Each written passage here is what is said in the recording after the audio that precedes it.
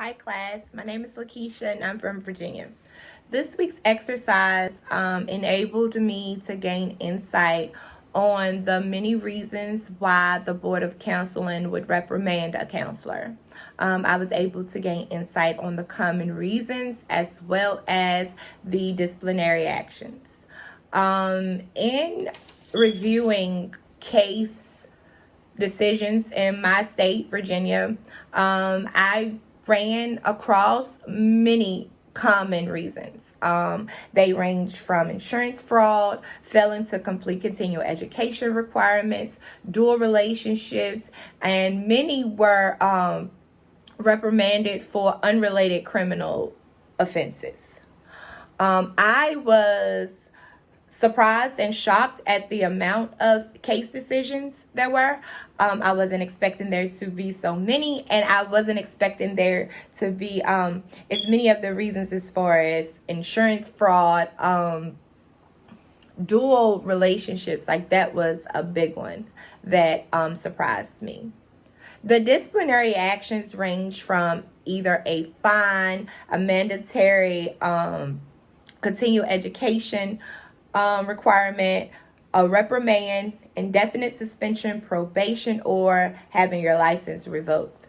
What I did learn in researching these case decisions is that I never wanted to be on the side where it's my name versus the United States of America. I never want to have my license suspended or to be reprimanded by the Board of Counseling. So I learned the importance of learning what not to do.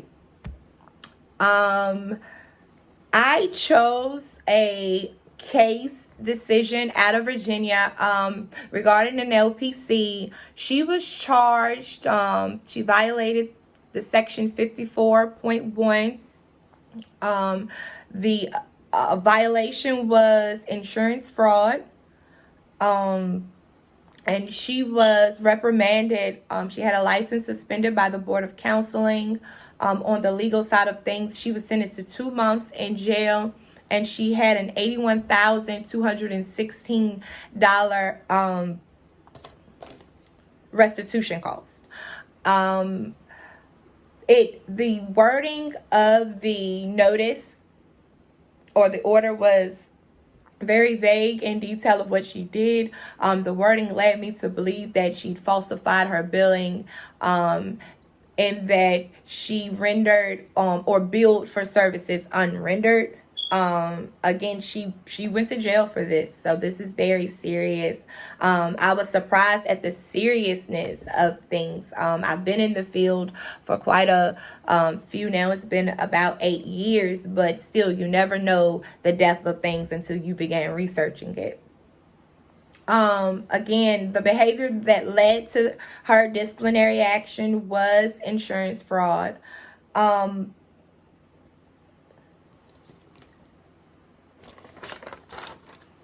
And in the ACA Code of Ethics, and researching their stance on the offense completed by the LPC in the case decision that I researched, it's ACA Code C.6.B, and it reports to it deals with reporting to third parties, including health insurance companies, and it states that when reporting to these companies, information should be accurate, honest, and objective.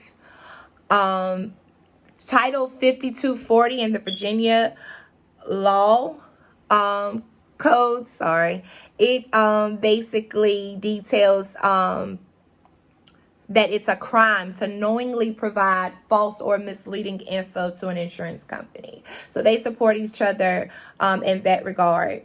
I learned from the ACA Code of Ethics regarding impairment and C.2.G it discusses the responsibility of the counselor to quickly identify burnout, seek assistance before continuing to render services. In reading the Code of Virginia, I also learned that their code and the ACA Code of Ethics relates. It's a law, in Virginia to practice negligently.